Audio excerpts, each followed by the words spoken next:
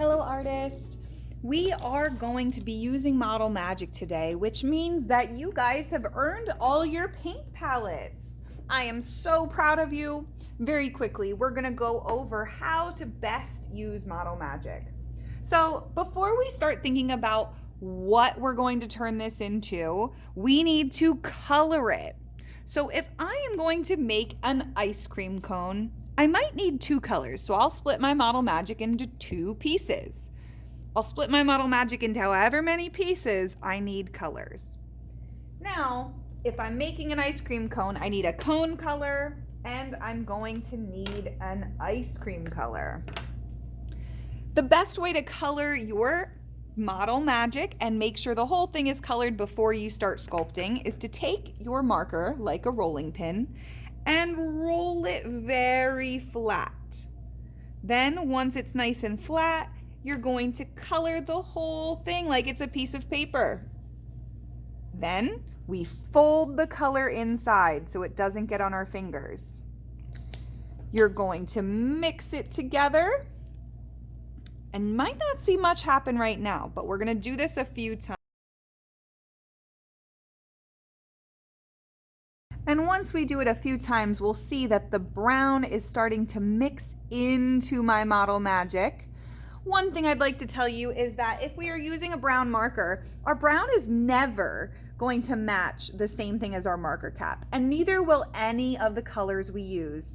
That's because when we use Model Magic, it starts out as white, and when we mix white to a color, we make a tint of that color. So we will never ever get the bright, bright color of our marker cap. We're going to get a tint of that color, and that's okay. Once my cone color is done, I think that looks pretty good. I'm gonna go ahead and work on the other color. I'm coloring everything before I start to sculpt.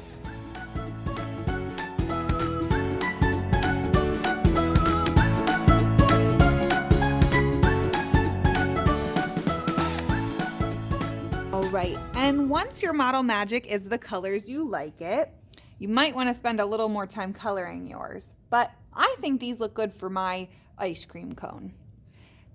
Once you are ready, then you can start sculpting it. Right now I'm going to show you a few different techniques. We can roll our Model Magic out so that it becomes long and skinny. Just move my hand up and down the coil so that it stays the same size the whole time I'm rolling. You could turn it into a ball and try to smooth out all of these little ridges by rolling it between your hands or on your table. You can take that ball and you can squish it to make a perfect pancake or circle. You could make a whole bunch of different little balls and attach them to make a caterpillar or a snowman.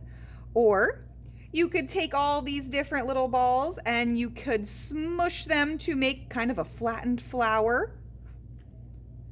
You can make so many things. The good thing about Model Magic is that we can play with it a few times before it dries out. So we can play with it a whole bunch and make a bunch of different things, but by the end of class today, we need to turn it into something, because when we leave class today, we are going to leave our Model Magic here and we will get it back next week when it is hard and dry.